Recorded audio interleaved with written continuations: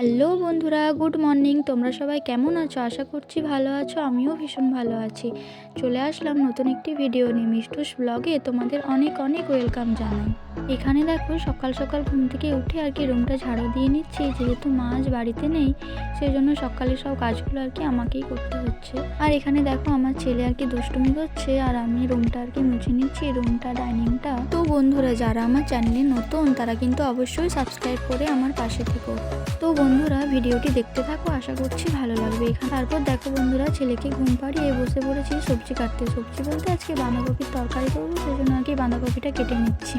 তো বন্ধুরা, আজকে বেশি কিছু তরকারি করবো না, বাঁধাকপির তরকারি আর ডিমের ঝোল করব। সেই জন্য বাঁধাকপিটা জলদি জলদি করে কেটে নিচ্ছি। ছেলে যেহেতু ঘুমাচ্ছে, ঘুম থেকে উঠে পড়লেই কান্না করবে, আর কোনো কাজ করতে পারবে না। তো বন্ধুরা, পুরো ভিডিওটা দেখতে থাকো, আমি সারাদিন কি করি। প্লিজ বন্ধুরা, তোমরা একটু আমাকে সাপোর্ট করো। আমি এত কষ্ট করে ভিডিও বানাচ্ছি, আমার ভিডিও কিন্তু তোমরা দেখছো না, লাইকও করছো না, কমেন্টও করছো না। আর এখানে দেখো আমার বাঁধাকপিটা কাটা হয়ে গেছে, আর আলুও কাটা হয়ে গেছে। আর এখানে বাঁধাকপির জন্য যে যে মশলা লাগবে, পেঁয়াজ রসুন সব করা হয়ে গেছে। আর এখানে আমার স্নান হয়ে গেছে, তো একে একে জামা কাপড়গুলো মেলে নিচ্ছি।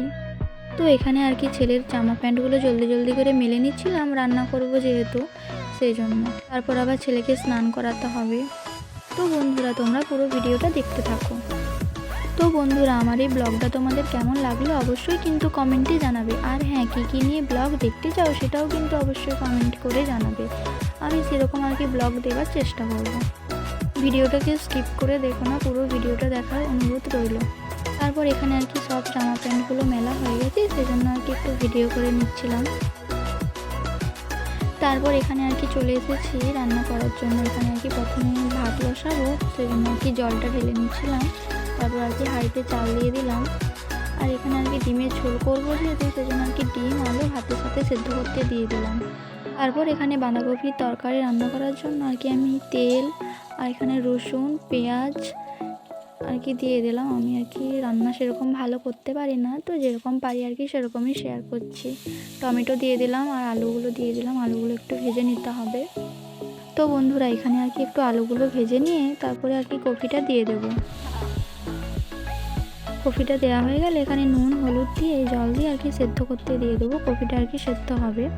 তারপর এখানে আর ভিডিও করতে পারিনি, ছেলে কান্না করছিল। দুপুরে রান্না হয়েছে ডিমের ঝোল বাঁধাকপির তরকারি। তো আজ এই পর্যন্তই বন্ধুরা, সবাই ভালো থাকবে, সুস্থ থাকবে, টাটা।